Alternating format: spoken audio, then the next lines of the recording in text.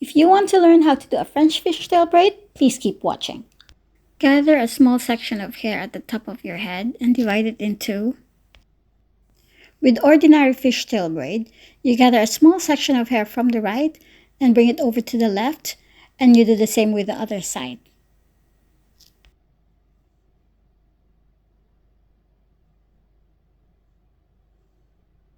With a French fishtail braid, we do an extra step.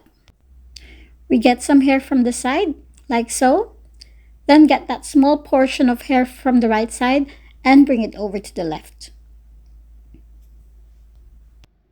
I hope that was clear. Now let's do it over on the left side. Gather some hair, get the section of hair from the left side, and bring it over to the right.